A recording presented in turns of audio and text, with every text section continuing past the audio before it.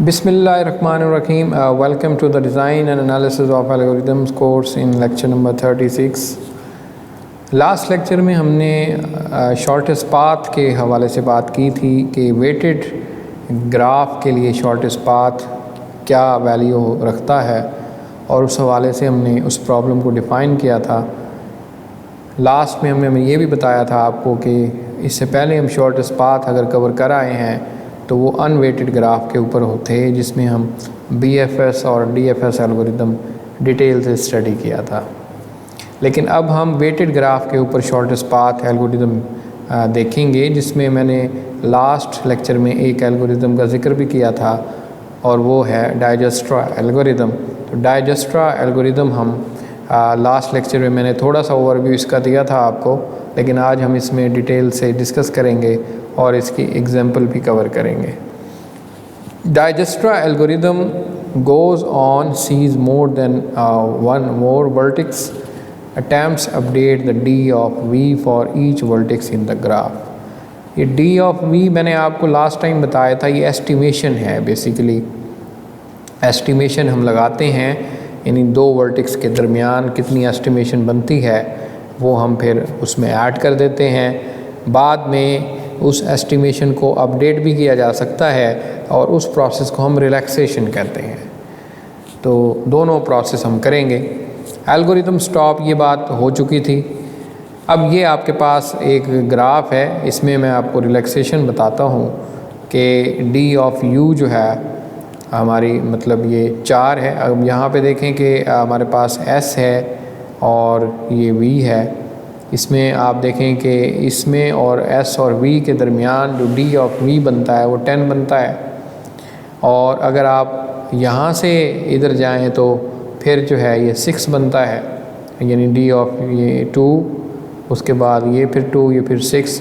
तो ये आप देखें कि इस केस में अगर आप आएँ तो 10 है, और इस केस में अगर आप आएँ तो फिर जो है वो 6 बनता है। और ये 4 की जो d ऑफ u है ये रिलैक्सेशन है या आप अपग्रेडेशन है। तो ये चीज़ आपको इसमें नज़र आ रही है। मज़ीद हम इसको एल्गोरिदम में आगे स्टडी करेंगे। यहाँ पे अब वही चीज़ बताई है कि d of v is equal to d of u plus d the weight of u and v। अब weight of u and v का है आई थिंक यहाँ पे 6 है। ये देखें, इनको अगर आप यानी मैं यहाँ तक जाता हूँ तो 2 + 2 + 2 6 हो गया, और प्लस जो है वो d ऑफ u 10। तो इस तरह ये बनता है। तो d ऑफ u जो है वो 4 है और ये 6 है, तो इस तरह ये 10 बनता है बुनियादी तौर पे। तो ये d ऑफ u जो है वो अपडेट हो जाता है इस तरह।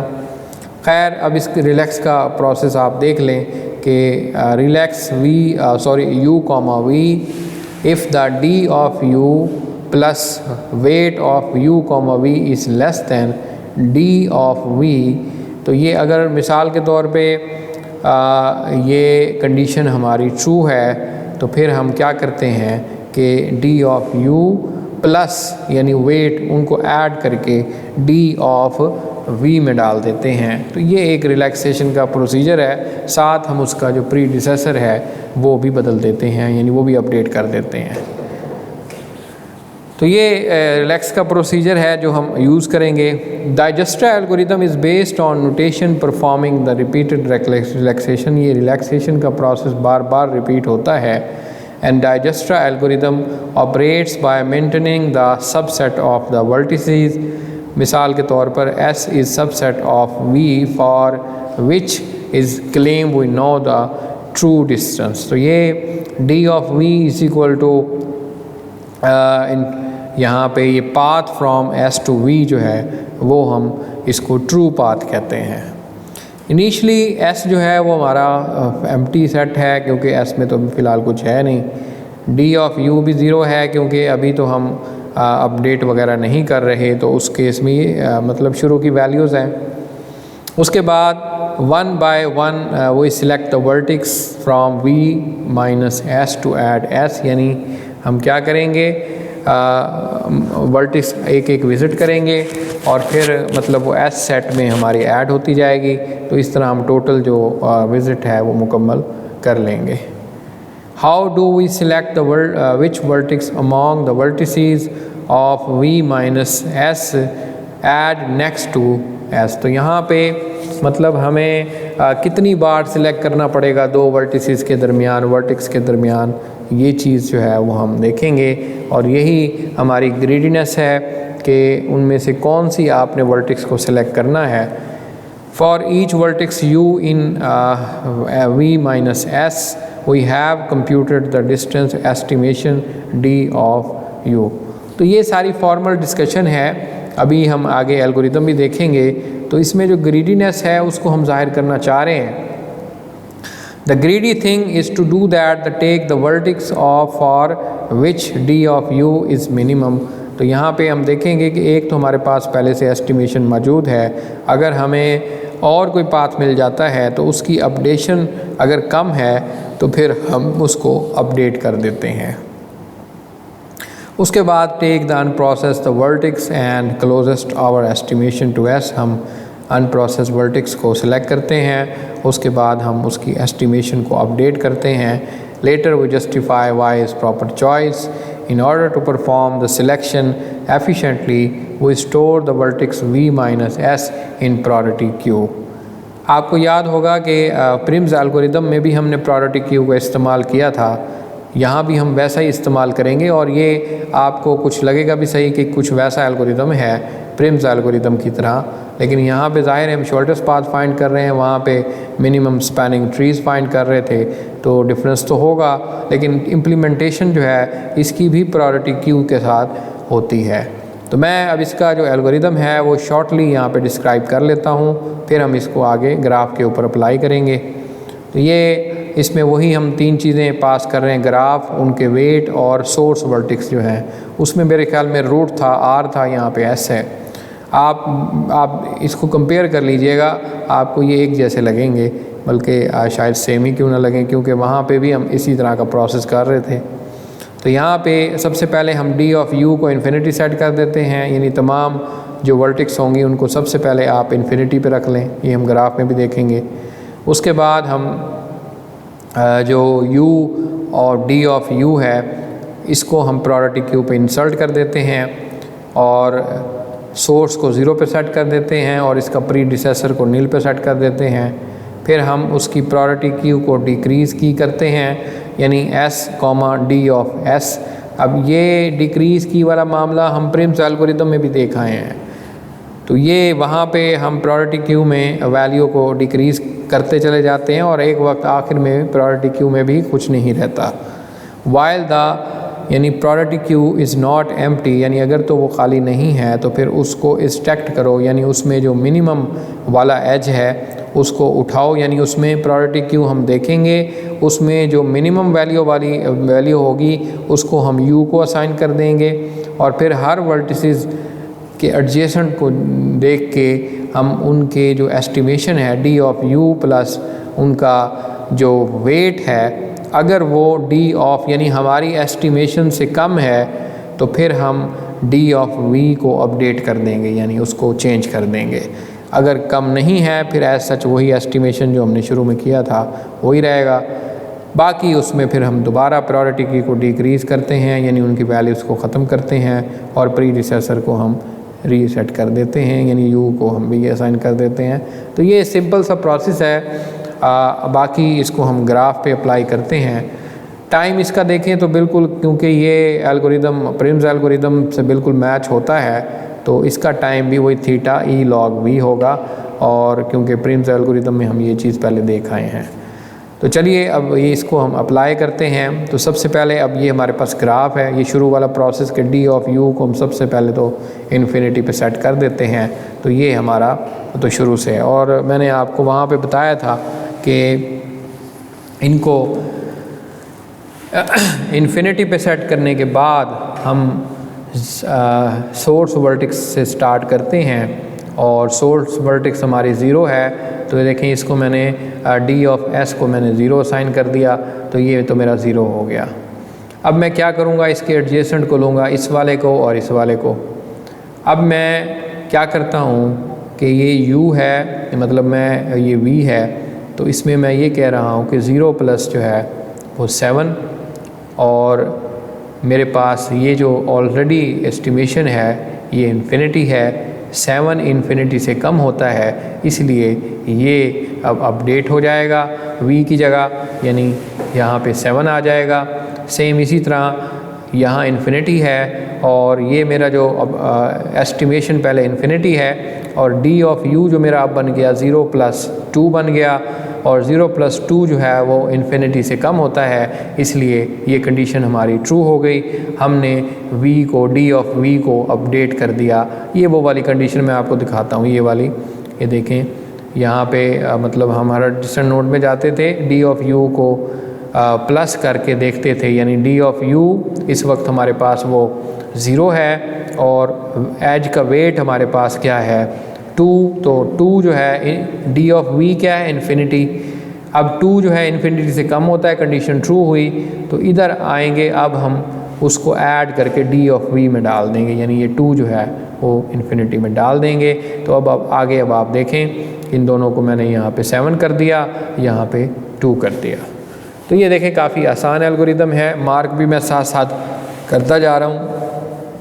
अब मैं प्रायोरिटी क्यू में जाऊंगा और वहाँ जहाँ मिनिमम वैल्यूज़ पड़ी होगी, अब यहाँ प्रायोरिटी क्यू ऊपर मैंने नहीं दिखाई, वो भी आप साथ बना सकते हैं। यहाँ 7 और 2 पड़ा होगा, तो यहाँ पे 2 को मैं सिलेक्ट करूँगा अब आगे, क्योंकि ये मिनिमम है। और अब यहाँ इसके जो एडजेसेंट एजेस हैं वो एक ये है और एक ये ऊपर वाला है, एक ये है, ऑलरेडी विज़िट हो चुका है ये। तो यहाँ पे अब हम जो सबसे पहले ये वाला है, अब d ऑफ v इसका है इन्फिनिटी, और d ऑफ u बनेगा आपका 2 प्लस 5 7 बन गया।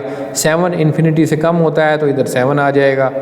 सेम इसी तरह d ऑफ v कितना है 7, इसका 7 है, और d ऑफ u जो है वो कितना बन गया, यानी अपडेट रिलैक्सेशन ये बना आपका 2 प्लस 3 5, तो 5 7 से कम होता है, तो अब इसकी जगह 7 की जगह यहाँ पे 5 आ जाएगा, जो कि आगे मैं अब आपको नेक्स्ट स्लाइड में 1 मिनट ये यहाँ पे दिखा रहा हूँ। ठीक है, तो ये देखें यहाँ पे 5 अपडेट हो गया। उसके बाद यहाँ 2 को मैंने जो है वो मार्क कर दिया।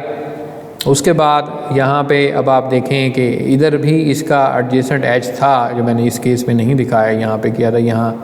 यहाँ पे अब आप देखें, यहाँ पे 8 है और यहाँ पे 2 है, तो इसकी एस्टिमेशन 10 बनी, तो इसकी जगह 10 आ जाएगा, क्योंकि ये इन्फिनिटी से कम होता है। तो यहाँ इस केस में अब आपको 7 10 और ये अपग्रेडेशन नज़र आ गई है। तो ये रिलैक्सेशन होती है, यानी हम d ऑफ u और उसके वेट को ऐड करते हैं। अगर वो हमें उसकी एस्टिमेशन से कम लगता है तो हम उसकी जगह पे रिप्लेस कर देते हैं, यही रिलैक्सेशन है। तो काफ़ी आसान सा प्रोसेस है जो आप इजीली यहाँ पे देख सकते हैं। अब उसके बाद हम जो अगला एज है वो प्रायोरिटी क्यू में जाएंगे। प्रायोरिटी क्यू में बेसिकली अब हमारे पास ये 5 10 और 7 पड़ा हुआ है, तो अब हमारे पास जो नेक्स्ट है वो 5 है। 5 के जो एडजेसेंट नोड बनते हैं वो यहाँ पे अब सिलेक्ट 5 हमने किया। सिलेक्ट 5 के एडजेसेंट नोड बनते हैं, एक ये वाला है और एक ये वाला है। अब इसको अगर आप देखें कि 5 में अगर आप 1 ऐड करें, ये d ऑफ u हो गया, प्लस ये weight of w of u and v हो गया, यानी 1 प्लस 5 हुआ तो 6। इन्फिनिटी d ऑफ v हमारा जो बनता है वो 10 बनता है। ऑफ कोर्स 6 जो है वो 10 से छोटा है, इसलिए इसको हम अब अपडेट कर देंगे। यहाँ पे देखें कि मैंने 6 कर दिया और इसको मैंने मार्क भी कर दिया। यहाँ पे अगर आप देखें तो d ऑफ u जो है वो 5 है, वेट यानी w of u comma v वो 2 है। इन दोनों को ऐड करें तो 7 बनता है। d ऑफ v 2 है और ये 7 जो है वो 2 से बड़ा है, इसलिए अब ये तो अपडेट नहीं होगा, क्योंकि ये तो पहले ही छोटी वैल्यू इसमें है। तो ये देखें, ये वैसे का वैसे रहा, ये मार्क हो गया। अब हम आगे जो रहेगा 6 और 7 है। ऑफ कोर्स 6 अब सिलेक्ट करेंगे। अगले केस में अब आपने इसको 6 को सिलेक्ट किया और यहाँ पे अब 6 के जो एडजेसेंट नोड बनते हैं वो ये 5 ये वाला बनता है, और इसके अलावा ये वाला बन गया। यहाँ अब इसको डायरेक्ट एज में तो सिर्फ एक ही बनता है, तो 6 और 5 ये 11 होते हैं। ये 7 से वैसे ही बड़े हैं तो ये तो अपडेट नहीं होगा। तो फाइनली अब आप देखें कि हमने ये चारों वर्टिक्स और उनके जो मिनिमम वेट्स बनते हैं या मिनिमम डिस्टेंस बनता है वो अब इनके दरमियान आ गया। यहाँ 5, यहाँ का 6, यहाँ का 7 और यहाँ का 2। तो ये देखें कि हमने किस तरीके से डाइजेस्ट्रा एल्गोरिदम को इस्तेमाल करके ये चीज़ हमने फाइंड कर ली। एक बात यहाँ इसमें नेगेटिव वेट अलाउ नहीं है, उसके लिए हम एक और एल्गोरिदम पढ़ेंगे इसी लेक्चर में जो नेगेटिव वेट अलाउ करता है। Dijkstra algorithm is single source shortest path algorithm works if all edges weighted or non-negative, यानी इसमें नेगेटिव वेट अलाउ नहीं है और ना ही नेगेटिव साइकिल अलाउ है, वो तो वैसे ही अलाउ नहीं है किसी भी ग्राफ में। Bell-Manifold allows the negative weight and no negative cost cycle, यानी इसमें Bell-Manifold एक एल्गोरिदम अब अभी देखेंगे, काफ़ी शॉर्ट सा एल्गोरिदम है और मिलता जुलता है इसी से ही, लेकिन थोड़ा सा फ़र्क आएगा। इसमें हम नेगेटिव वेट अलाउ कर सकते हैं लेकिन साइकिल किसी में भी अलाउ नहीं है। तो डाइजेस्ट्रा एल्गोरिदम के साथ साथ हम Bell-Manifold भी देख लेते हैं, लेकिन this algorithm is slower than Dijkstra, यानी Bell-Manifold काफ़ी स्लो है डाइजेस्ट्रा से। इसका जो रनिंग टाइम है वो V/E है, जो डाइजेस्ट्रा है वो V+E था, तो ये उससे काफ़ी टाइम ज़्यादा लेता है, इसके टाइम से आपको ज़ाहिर होगा। Like Dijkstra algorithm, the Bell-Manifold is based on performing repeated relaxation. इसमें भी हम वही रिलैक्सेशन रिपीट करते हैं लेकिन रिवर्स ऑर्डर में करते हैं, ये चीज़ इसमें देखनी है हमने। Bell-Manifold apply the relaxation to every edge from graph and repeat V-1 times, यानी ये हम बार बार रिपीट करते हैं, यानी बार बार ये चलेगा। मैं यहाँ एल्गोरिदम की तरफ चलता हूँ, फिर इसकी भी हम एक एग्जांपल कवर करेंगे।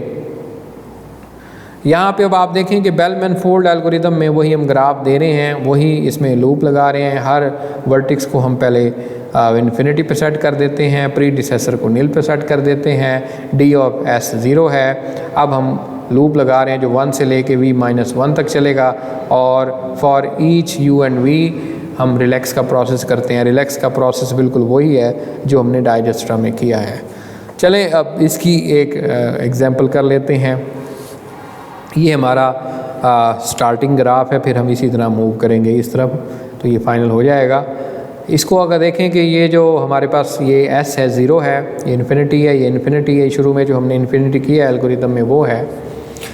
शुरू हम करेंगे V-1 से, ये V है, ये माइनस, ये 1 2 3 4, यानी यहाँ से स्टार्ट करेंगे हम।